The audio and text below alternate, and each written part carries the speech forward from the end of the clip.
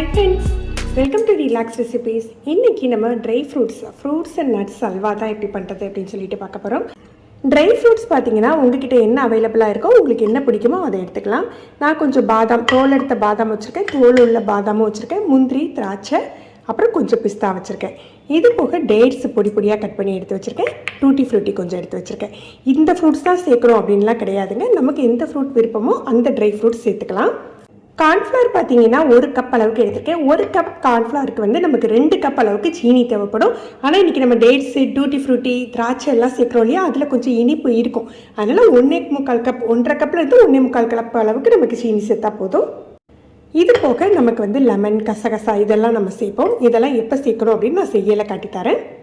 1 cup cornflour எடுத்துருந்தோம் இல்லையா, இதில் 3 cup அளவுக்கு தண்ணி சேர்த்து நம்ம கரைச்சி எடுத்து வச்சுக்கணும்.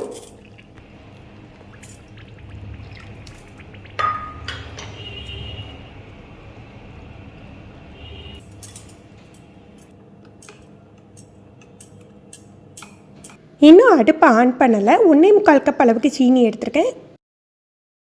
ஒரு 3/4 கப் போல் தண்ணி சேர்த்துக்கலாம். தண்ணி சேர்த்துட்டு இது சிறு கம்பி வந்து உடையணும். உங்களுக்கு அந்த பதம் வரைக்கும் நம்ம காய்ச்சிக்கலாம். தீயை குறைவாக வச்சுக்கலாம்.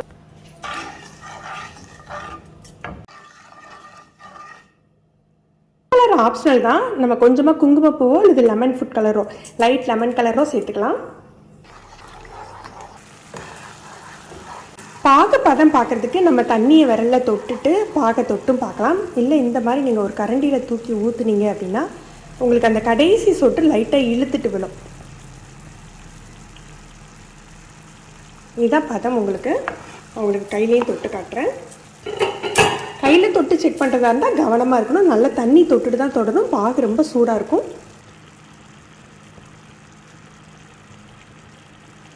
இதான் பார்த்தோம். இப்போ நல்ல ஃப்ளேமை குறைச்சி வச்சுட்டு நம்ம கரைச்சி வச்சுட்டு கார்ன்ஃப்ளவர் மிக்ஸை சேர்த்துக்கலாம். கார்ன்ஃப்ளவரை சேர்க்கறதுக்கு முன்னால் கொஞ்சம் கலக்கி எடுத்துக்கோங்க. ஏன்னா அடியில் கொஞ்சம் கட்டி தட்டியிருக்கும். அதே போல் வடிகட்டிட்டு சேர்த்துக்கோங்க.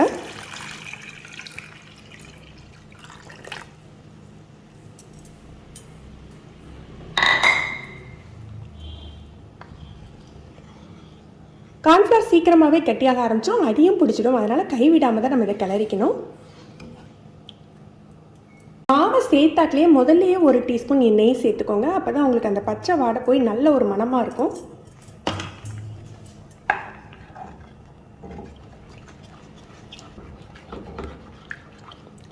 கார்ன்ஃப்ளவர் முதல்ல வெந்து வரையில் இந்த மாதிரி ஜெல்லி மாதிரி சின்ன சின்ன கட்டி கட்டியாக வர்ற மாதிரி இருக்கும். ஆனால் எல்லாமே மொத்தத்தில் சேர்ந்து நல்ல ஒன்று போல் வெந்து வந்துடும்.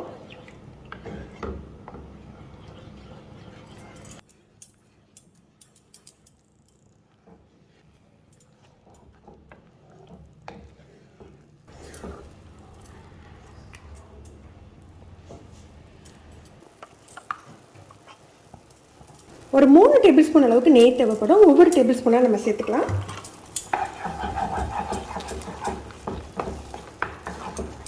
ஸ்பூன் லெமன் ஜூஸ் பிழிஞ்சிக்கணும். இது எதுக்காக அப்படின்னா கார்ன்ஃப்ளவர் சேர்த்துக்கிறதுனால அல்வா சீக்கிரமாக கெட்டு போயிடும்.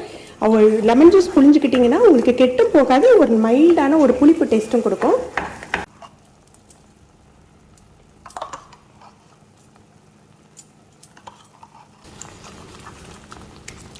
பார்க்க கட்டியான மாதிரி தான் தெரியும். ஆனால் இதோட இன்னும் கொஞ்சமே வேகணும். மிக்ஸ் பண்ணையில் தெரியும். இந்த மாதிரி துண்டு துண்டாக வராமல் ஒன்று போல் எல்லாம் சேர்ந்து வரும். அந்த ஸ்டேஜில் தான் நம்ம எடுக்கணும். இப்போ நம்ம எடுத்து வச்சுருக்க ஃப்ரூட்ஸ் அண்ட் நட்ஸ் சேர்த்துக்கலாம். உங்களுக்கு எவ்வளோ தேவையோ அந்தளவு சேர்த்துக்கோங்க.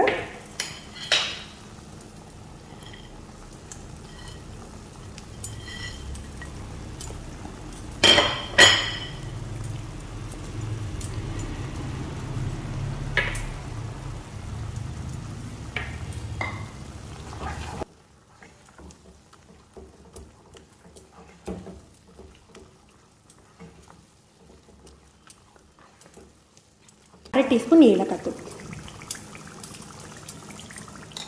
ஒரு அரை டீஸ்பூன் கசகசாவை நம்ம அல்வாவை பிளேட்டில் தட்டிட்டு மேலேயும் தூவலாம். இந்த மாதிரி மிக்ஸ் பண்ணி விடலாம். மிக்ஸ் பண்ணால் கொஞ்சம் மொறுமொறுன்னு இருக்கும். அதனால் நான் மிக்ஸ் பண்ணிக்கிறேன்.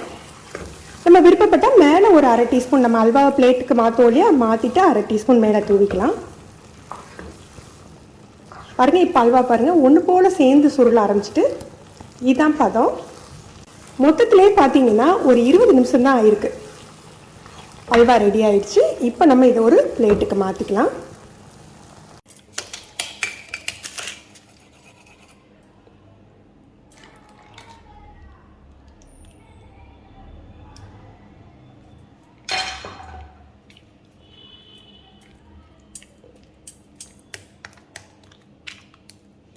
ஒரு அரை டீஸ்பூன் கசகசா மேலே தூவிக்கலாம். இப்படி கசகசா தூவுறதா இருந்தால் ஹல்வா சூடாக இருக்கையிலேயே தூவிடணும்.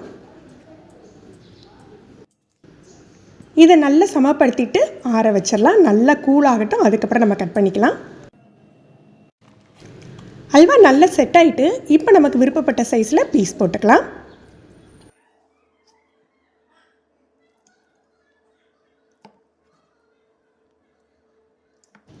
நீங்களும் இந்த ரெசிபி ட்ரை பண்ணி பாருங்கள். இந்த வீடியோ எப்படி இருந்ததுன்னு கமெண்ட் பண்ணுங்கள். இந்த ரெசிபி உங்களுக்கு பிடிச்சிருந்ததுன்னா லைக் பண்ணி ஷேர் பண்ணுங்கள்.